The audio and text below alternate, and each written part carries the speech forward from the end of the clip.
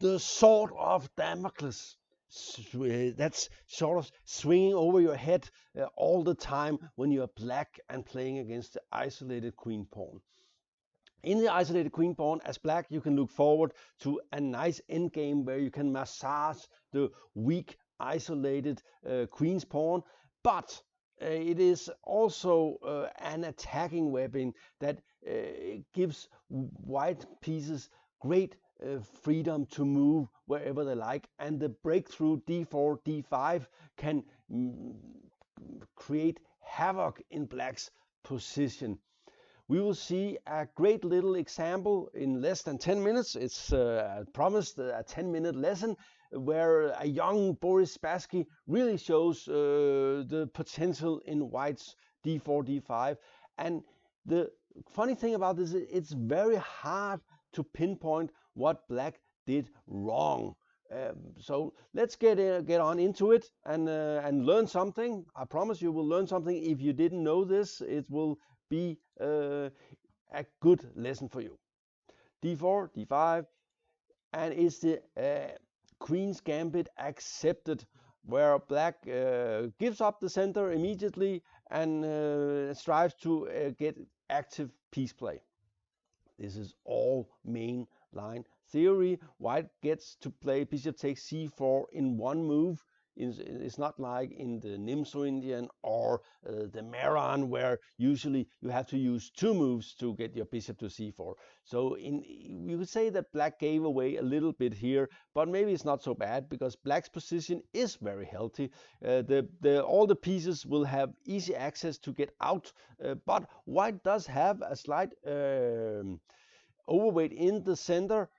And black does have the option of giving white an isolated queen pawn whenever he chooses, but he does usually not like to do that because it's rather dangerous for black, because he is not well developed and white is greatly mobilized.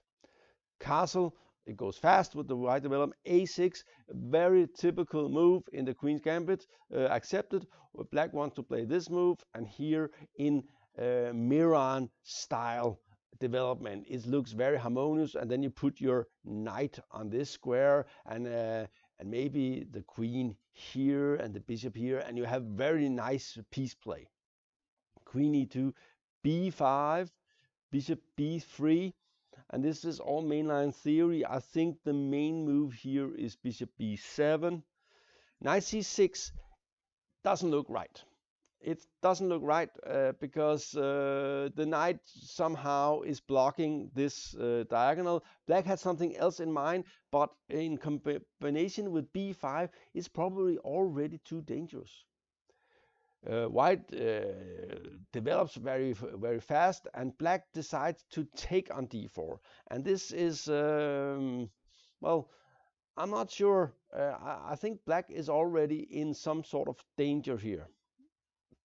And after this move, bishop b7, black is hurrying. He does know that there's something looming in this square, but it does make a strange impression that you open the d file, and now of course you can take. The thing is, you can't block d5 because of the pressure here, and also it's very unpleasant that this one has an X-ray effect on the queen.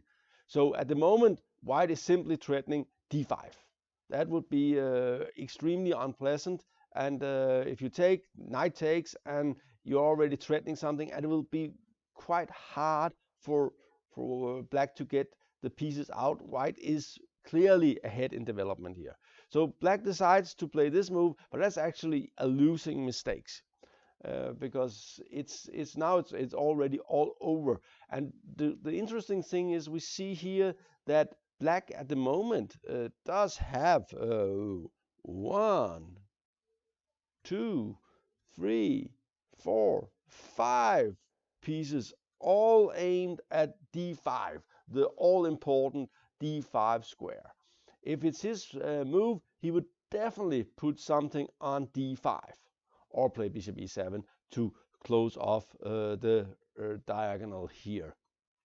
But it's white to move, and this is a good rule of thumb. This is a very good rule of thumb in isolated queen pawn position. You should always check if the pawn can move forward, because sometimes it's just very good. And well, ta-da! This is one of those times. Here it comes. Uh-oh, big trouble. You can't take with the pawn, and you cannot not take, because this is simply a total disaster. You'll got completely crushed on the king side. Your king is hunted down, so you have to take.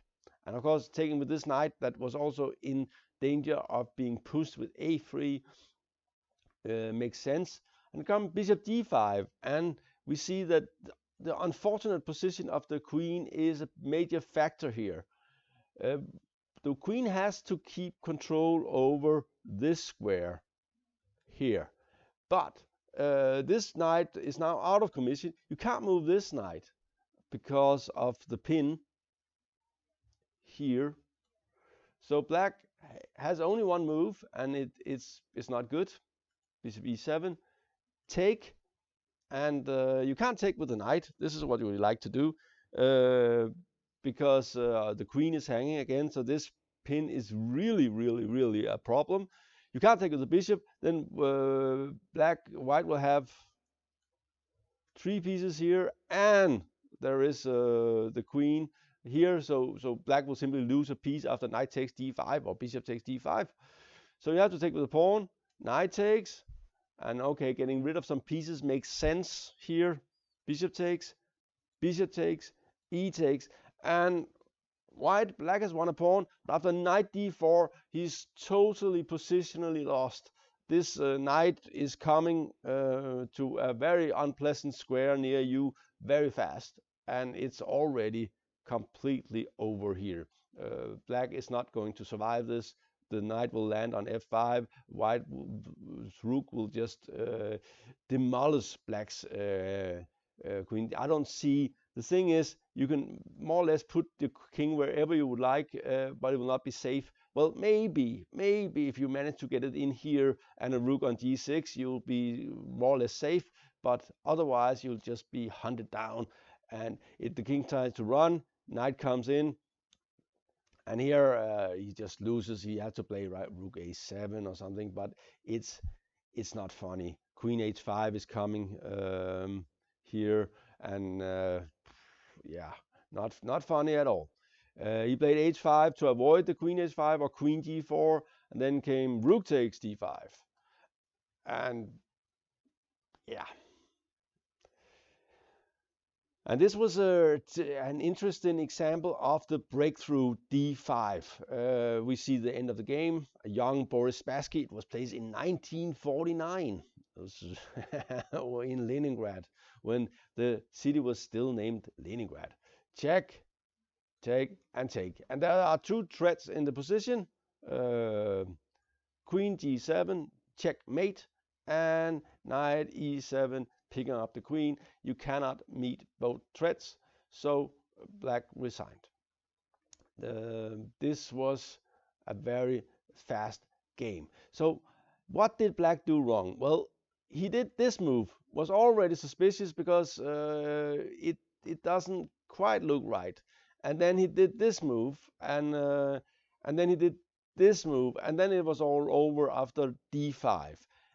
And it looks so strange that you can play d5 even though black has almost all his army trained in this square. But it just goes to show why Nimzowitsch said that you have to block the d-pawn before you destroy it. Block it so it won't move, so you won't get something like this happening to you. And this is something everybody who's playing either white with the isolated queen pawn or black against the isolated queen pawn should be wary of. Watch that pawn. If it can move, you have to calculate. If it's even as a pawn sacrifice, it can be very dangerous because it unleashes all the power of white's pieces when this d4-d5 break happens. This was GM Talks. I hope this small but instructive lesson found you in a good place, and I hope you will be able to employ it in your games in this structure. Thank you for watching.